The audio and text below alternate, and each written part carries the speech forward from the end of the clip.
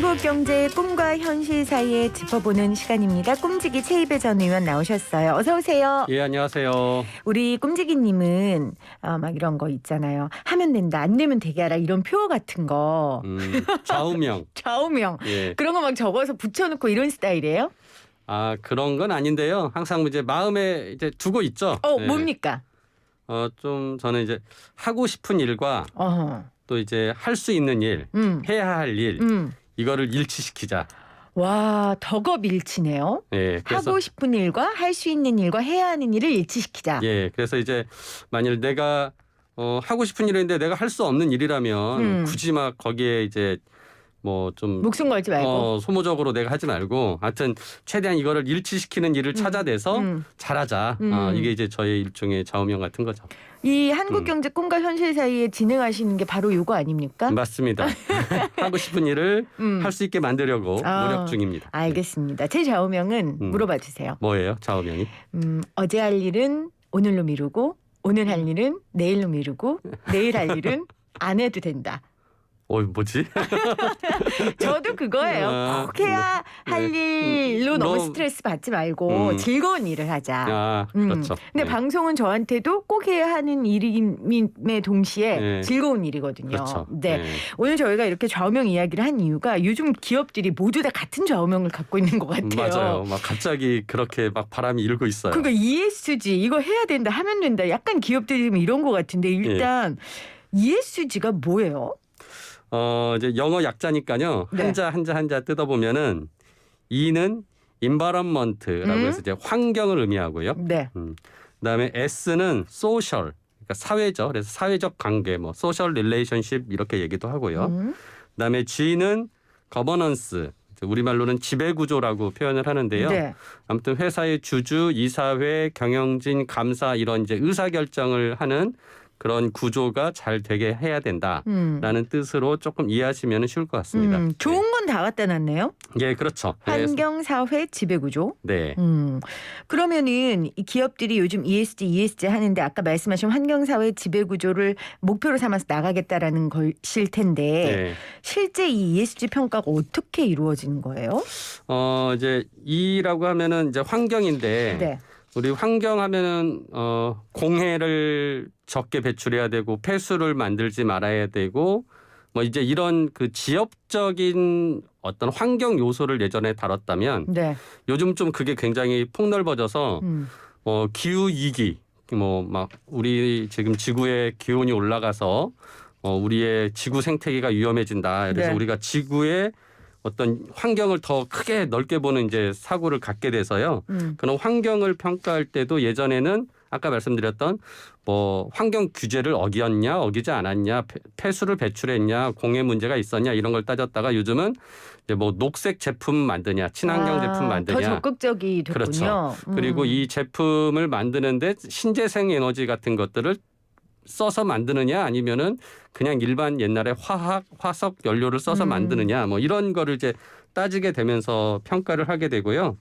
그다음에 S는 좀 여러 그 이해 관계자들을 의미합니다. 그래서 소비자도 있고요. 노동자도 있고 그다음에 물건을 납품하는 납품 거래처도 있고요.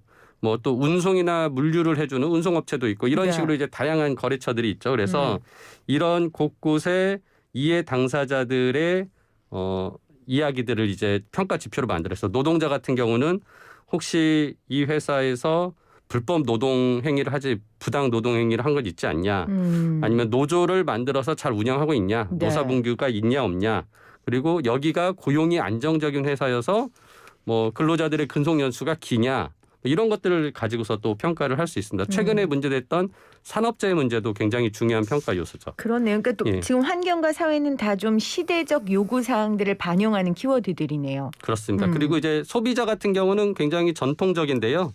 그러니까 뭐 소비자들을 속여서 이렇게 돈을 많이 벌게 하는 담합행위 같은 거 혹시 하지 않았냐 평가도 하고요.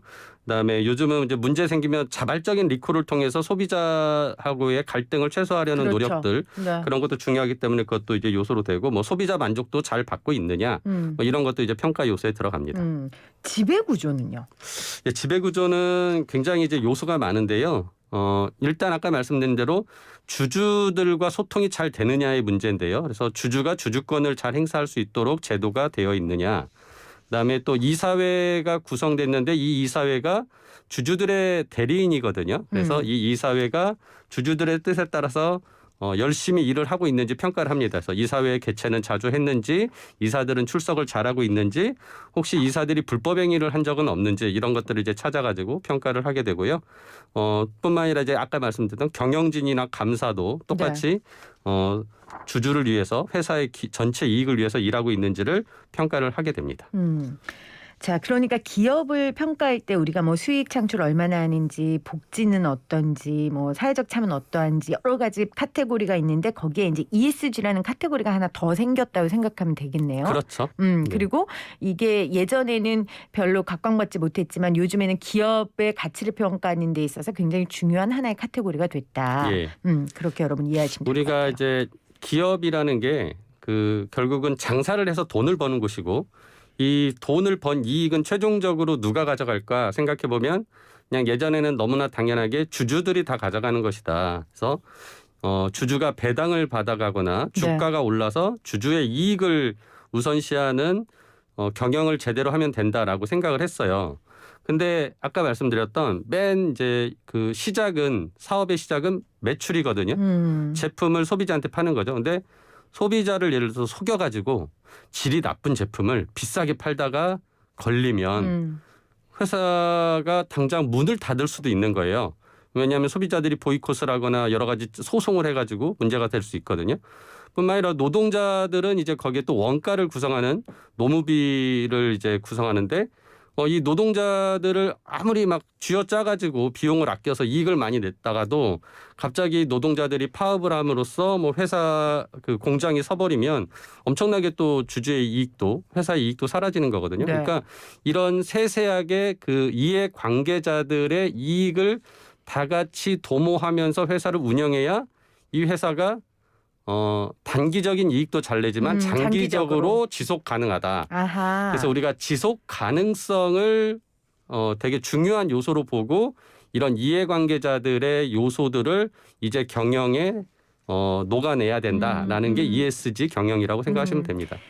지금 0847님이 예전에 울산공업탑에 산업 생산의 검은 연기가 대기 속에 뻗어나가는 그날의 국가 민족의 희망과 발전이 이에 도래하였음을 알 수 있을 것입니다. 라는 비문이 적혀 있었대요. 그 문장이. 그렇죠. 예. 예전에는 이랬는데 지금은 그 환경이라는 요소가 예. 굉장히 중요해진 거죠. 그렇죠. 시대가 그런 바뀐 새까만 연기를 내고 막 신재생 에너지를 사용하지 않고 너무 많은 탄소를 배출하고 온실가스를 만들어내면 이젠 그 기업은 나쁜 기업이니까 그러니까요. 이 기업의 물건을 사지 말자라고 소비자들도 할 수 있는 사회가 된 거죠. 예전에는 국가 경제를 이끌어가는 기업이었는데 예. 지금은 다른 평가를 받는 거죠. 8952님도 저는 다 중요하지만 이 환경이 요즘 들어 가장 중요한 것 같아요. 호주에서 산불 난 지 얼마 안 돼서 100년 만에 홍수나고 지구촌이 이상기후로 몸살을 앓는 거 보면 환경의 중요성을 참 크게 느낍니다. 이렇게 맞습니다. 보내주셨어요. 그러니까 많은 사람들이 이렇게 환경 또 사회적 가치 지배구조에 관심을 갖다 보니까 기업들도 관심을 갖게 되는 건데 이번에 최태원 회장이 서울상해 회장으로 취임한 후에 첫 중점 과제로 꼽은 게 ESG 경영이었잖아요. 이걸 네. 재계 전반에 확산하겠다. 네. 가능할 거로 보십니까? 일단은 이게 시대적 요구사항이 됐어요. 이제 기업들도 이거를 피할 수 없고 안 할 수 없고. 그렇죠. 그래서 이거를 수용해야 되는 이 사회적 책임이라는 것을 이제 부담할 수밖에 없는 상황이 됐고요.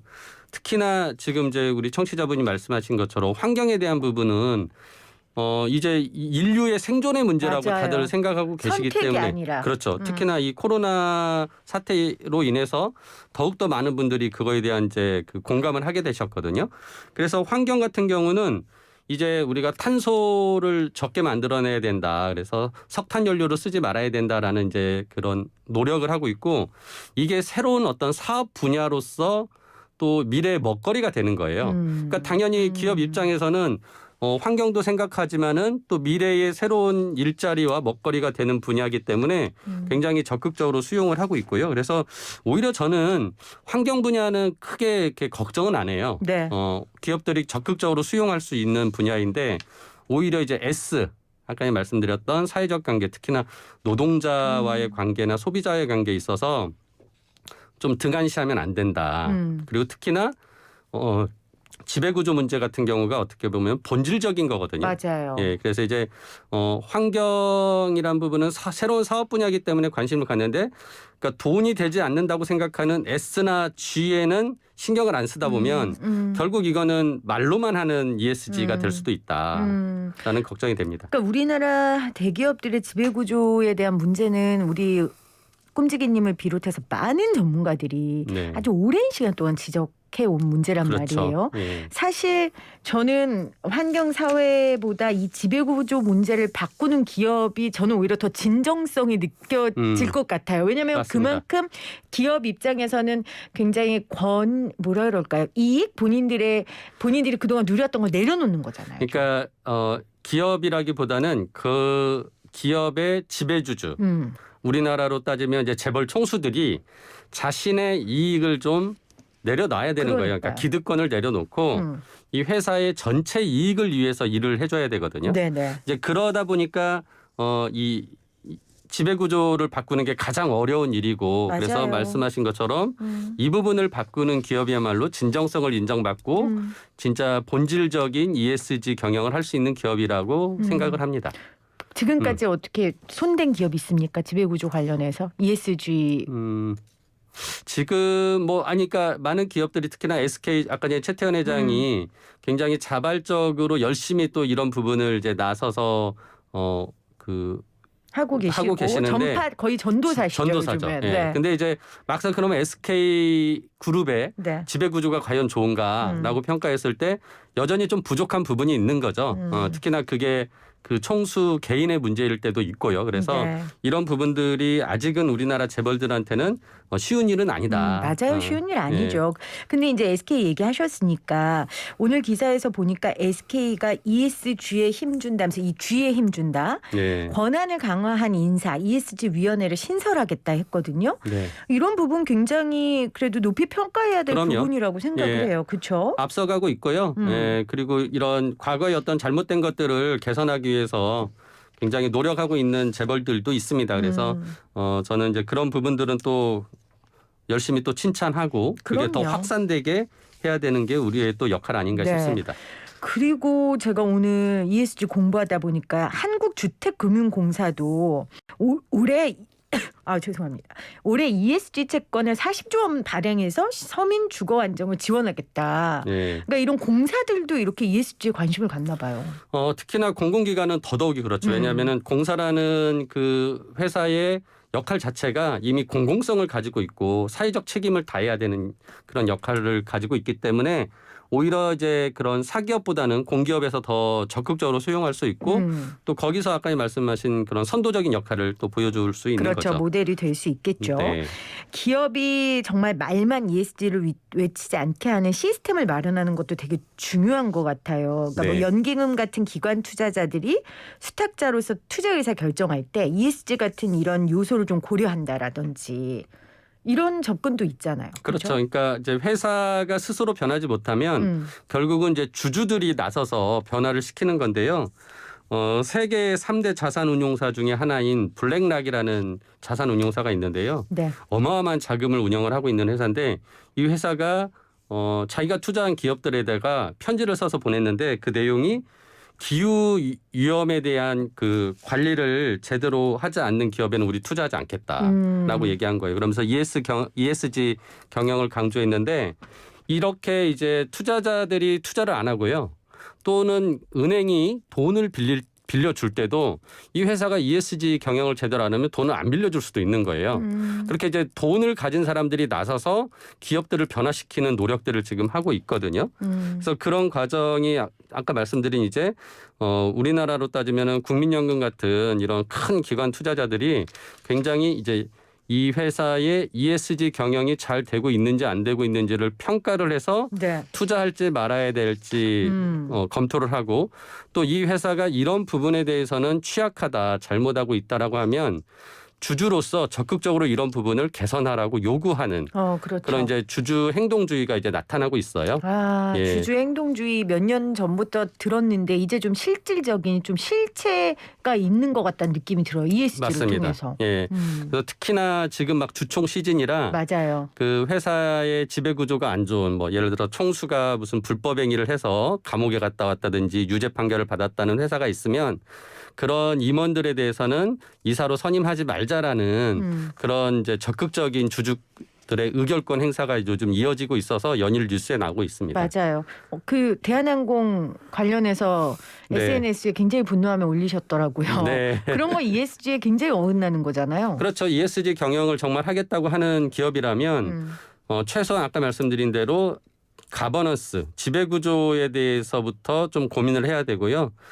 거기에서 최소한 이런 불법 행위는 하지 않는 네. 사람들이 경영을 하게끔 해야 되는 그거는 어떻게 보면 가장 기초적인 일인 것 같습니다. 제가 왜 대한항공 얘기를 꺼냈냐면 지금 7406님이 여성 임원, 여성을 이사회에 넣는다는 규정을 지키면서 ESG를 실천한다고 했는데 사실 여성 노동자 차별하는 회사가 더 많이 있다. 맞습니다. 그러니까 대한항공 같은 경우에는 지금 굉장히 항공업계가 어려워서 월급도 지금 거의 반납하고 예, 무급휴직도 하고 하고 하는데 예.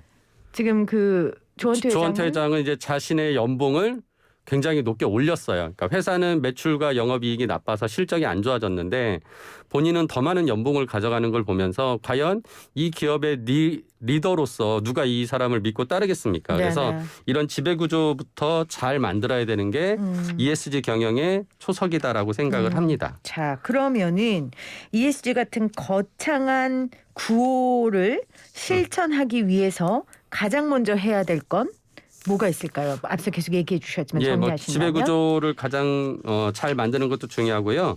결국은 이제 이러한 ESG에 관련된 내용이 투자자들에게 공개가 돼야 됩니다.